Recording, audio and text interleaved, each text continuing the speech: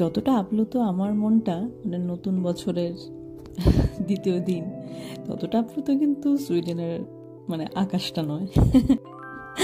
তো যাই হোক, আমি সকালবেলা আজকে তাড়াতাড়ি একটু কাজ সেরে ব্রেকফাস্ট বসিয়ে দিয়েছি। ঘরে যা ছিল মানে আদা, পেঁয়াজ, গাজর, ক্যাপসিকাম এগুলো ঝটফট কেটে নিয়ে আজকে বানাবো হচ্ছে আমি ঝাল সুজি। আর এখানে জানেন তো সুজিগুলোর দাম মানে 1 কেজি সুজির দাম 42 ক্রোনা। মানে যদি আমি ইন্ডিয়ান কারেন্সিতে ধরি দামটা ওই 350, আর বাংলাদেশের কারেন্সিতে ধরলে 420। তো আপাতত সুজিটা ভেজে কিছুটা বাদাম ভেজে নিয়েছি, তারপরে সবজিগুলো এক এক করে বসিয়ে দেবো। আমার সাহায্য করার জন্য আমার মেয়ে ঢুকেছে রান্নাঘরে, আসলে ওর ছুটি এখন, তো ওই কারণে এখন মায়ের সাথে সাথে সকালবেলা কাজ খুব ওর মন।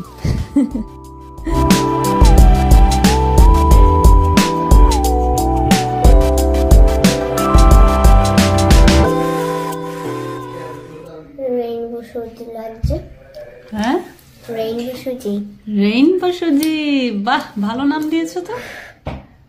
আমি এখন থেকেই বলবো রেইনবো সুজি।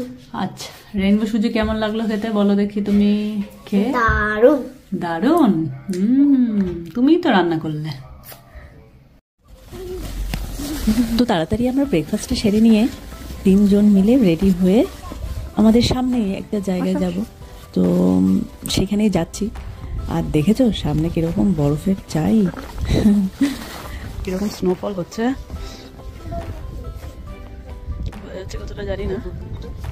তো আমরা এখন যাচ্ছি এই স্নোই ডেতে। অনলাইন স্টোর থেকে আমরা জিনিস কিনেছিলাম, এখানেরই স্টোর, এটা হচ্ছে তিমো। এখন কিন্তু বেশ ভালো বোঝা যাচ্ছে তাই না, বেশ জোরেই কিন্তু স্নো স্টর্মটা হচ্ছে।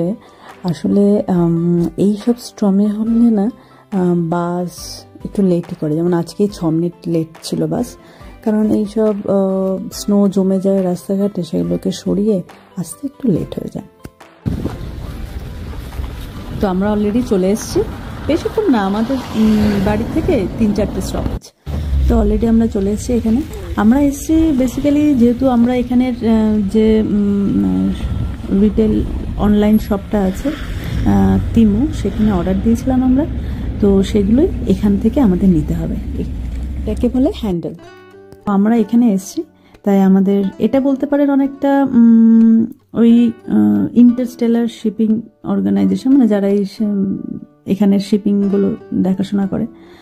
তো যখনই আমরা কেনাকাটি করে একটু বেশি অ্যামাউন্টের, তখনই এখানে আসতে হয়, আর কম অ্যামাউন্টের হলে এটা বাড়িতেই চলে যায়। আর দেখুন বেশ সুন্দর কিন্তু এর সাথে একটা অ্যাটাচ করা দোকান, বেশ এখান থেকে জিনিস কিনতেও পারা যাবে, সবই আছে প্রায়। বলতে গেলে আমাদের পাড়ার ওই মুদির দোকানের মতো, তাই না? এখানে কিন্তু খুবই দরকার বাবা, এরকম পাড়ায় পাড়ায় দোকানগুলো না হওয়াতে যে কি মুশকিল, কত দূরে দূরে গিয়ে আমাদের বাজার করতে হয়। তো এরকম একটা যদি কাছে পিঠে দোকান পাওয়া যায় কি যে মজা হয়। আর যে কথাটা বলাই হচ্ছিল না, যে কথাটা বলছিলাম আমরা, সেটা হলো এখানে মানে শিপিংটা নেওয়ার জন্য আইডি প্রুফ লাগবে, আর লাগবে হচ্ছে একটা কোড দেয় ওরা, সেই কোডটা দিতে হবে, ব্যাস। তারপর কি, তারপর তোমার জিনিস নিয়ে তুমি বাড়ি যাও।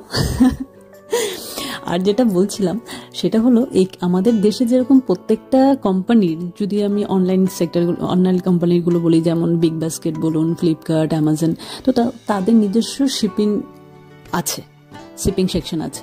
আর এখানে যত শিপিং হবে সব শিপিংটা কিন্তু এই হ্যান্ডেল থ্রু হ্যান্ডেলই হবে, মানে শিপিং ডিপার্টমেন্ট প্রত্যেকটা কোম্পানির এই হ্যান্ডেলই দেখে, হ্যান্ডেল অর্গানাইজেশনই দেখে।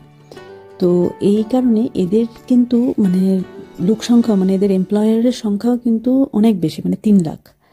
আর যেহেতু প্রত্যেকে যখনই কেউ অনলাইন কোম্পানি যেমন অ্যামাজন আর আরও যেসব কোম্পানিগুলো আছে এখানের, সেখানে যখন অর্ডার দেয়, সব শিপিং কিন্তু তাদের নিয়ারেস্ট হ্যান্ডেল ব্রাঞ্চে যায়, আর তাদেরকেও নিয়ারেস্ট হ্যান্ডেল ব্রাঞ্চ থেকে কালেক্ট করতে হয়।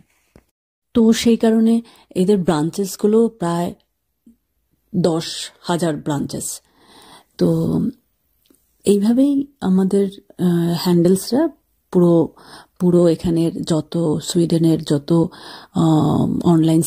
অনলাইন কোম্পানিগুলো আছে, তো তার শিপিং ডিপার্টমেন্টটা এরা দেখে। তো এইভাবে আমাদের আজকে এরকম স্নোই ডেটা বেশ ভালোই কাটালাম।